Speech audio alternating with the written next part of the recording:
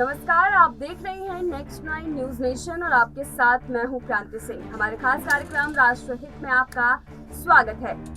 सप्ताह के 7 दिन अपने लिए अलग अलग महत्व रखते हैं, लेकिन इन 7 दिनों में एक दिन ऐसा भी है जो अब साप्ताहिक सांप्रदायिक दंगा दिवस के रूप में जाना जा रहा है, और ये दिन है शुक्रवार का।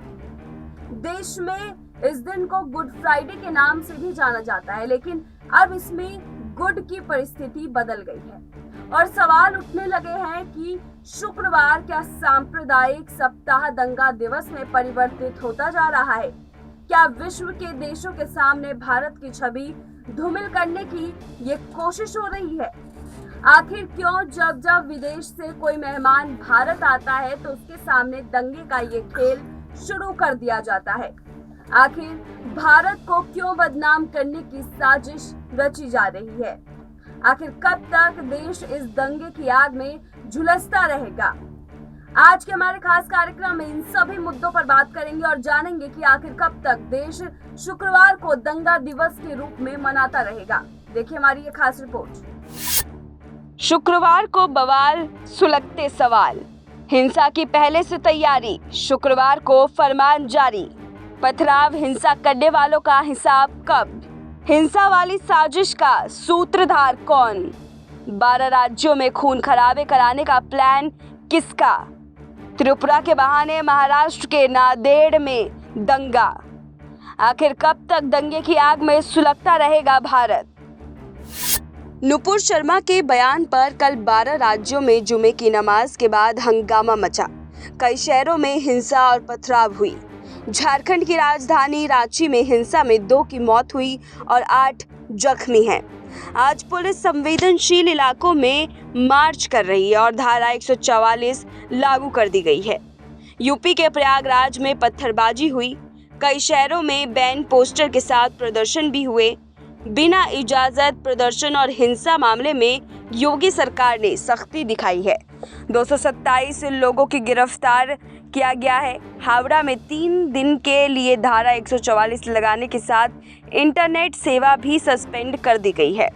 त्रिपुरा के बहाने महाराष्ट्र में इस्लामिक लोगों द्वारा शुक्रवार को महाराष्ट्र बंद का आह्वान किया गया था। भड़काऊ भाषण देकर जुम्मे के दिन मुसलमानों को इकट्ठा होने और ताकत दिखाने की बात कही गई। इसके बाद शुक्रवार को महाराष्ट्र के नांदेड़, अमरावती और मालेगांव में मुस्लिम भीड़ सड़कों पर उतरी और देखते ही देखते हिंसा शुरू हो गई और खून खराबे तक पहुंच गई। इसके साथ ही कई इलाकों में अभी भी स्थिति ऐसी ही बनी हुई है कि लोग घर के बाहर निकलने से भी डर रहे हैं। आपको बता दें कि ये कोई पहला मामला नहीं है जब शुक्रवार के दिन जुम्मे की नमाज के बाद इस तरह का माहौल देश में उत्पन्न हुआ है। इससे पहले भी देश ने इससे भी ज़्यादा भयावह तस्वीर देख चुका है। बार बार सवाल उठता रहा है कि आखिर जुम्मे की नमाज में किस तरह से नमाज अदा किया जाता है कि बाहर आते ही हिंसक झड़पें, आग की लपटें, बंदूक की आवाज़ और देश को जलाने की कोशिश, ये सब होता है। आखिर ऐसा नमाज के दौरान क्या बताया जाता है जिसका खामियाजा पूरे देश को झेलना पड़ता है? शुक्रवार का दिन मुस्लिम धर्म के लिए बेहद ही महत्वपूर्ण होता है, फिर क्यों इसी दिन देश में आग सुलगाया जाता है? आपको बता दें कि कभी मैनचेस्टर ऑफ ईस्ट कहा जाने वाला कानपुर भी इस वक्त सांप्रदायिक तनाव से जूझ रहा है। शुक्रवार के ही दिन जुम्मे की नमाज के बाद कई इलाकों में हिंसा भड़क गई, जमकर पथराव हुआ। दंगाइयों ने पेट्रोल बम भी फेंके। पूरे शहर में आज भी तनाव की स्थिति है। इस सांप्रदायिक हिंसा को देखने के बाद कानपुर के पुराने दंगे भी हरे भरे हो गए हैं। आप सोच रहे होंगे कि दंगों का ये सिलसिला अभी हाल ही में शुरू हुआ होगा, लेकिन हम आपको बता दें कि ये दंगे की आग वर्षों पुरानी है। अभी तो इस दंगे को नुपुर शर्मा की एक वजह के रूप में मिल गई है, लेकिन पहले के दंगों में नुपुर शर्मा का नाम नहीं था तो भी ये इतना उग्र क्यों था? चलिए हम आपको साल 1931 की तस्वीर दिखाते हैं।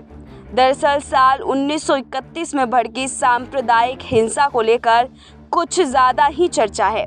इसी हिंसा में देश के बड़े पत्रकार गणेश शंकर विद्यार्थी की हत्या कर दी गई थी। 1931 के दंगे की चर्चा आज भी है, क्योंकि वो दंगा भी शुक्रवार को ही भड़का। दो समुदाय के बीच भड़की हिंसा में 400 से ज्यादा लोग मारे गए थे, सैकड़ों घर फूंक दिए गए थे। ऐसा ही हाल इस बार के दंगे में भी देखने को मिल रहा है। शुक्रवार 3 जून को जुम्मे की नमाज थी। इसके बाद समुदाय विशेष के लोगों ने भाजपा नेता नुपुर शर्मा के कथित बयान को लेकर बंदी का आह्वान किया। नुपुर पर आरोप है कि उन्होंने पैगंबर मोहम्मद के खिलाफ आपत्तिजनक बात कही थी। इसी बंदी को लेकर सैकड़ों लोग सड़कों पर उतर आए और जबरन दुकानें बंद कराने लगे। जिन्होंने दुकानें बंद नहीं की, उनके साथ मारपीट की गई। इसके बाद हिंसा भड़क उठी, पथराव होने लगा और पेट्रोल बम फेंके जाने लगे। यही नहीं, देश के कई राज्यों में भी कल भी जुम्मे की नमाज थी और इस दौरान हिंसक झड़प, आगजनी, पत्थरबाजी, इस तरह की वारदात देखने को मिली। आपको बता दें कि यहाँ पर एक और गंभीर मुद्दा है जिस पर ध्यान देना बहुत ज़रूरी है। वो है कि ये दंगा सिर्फ जुम्मे की नमाज को देखकर ही उग्र नहीं, ये तो विदेशों से आए मेहमान के स्वागत में भी होता रहा है।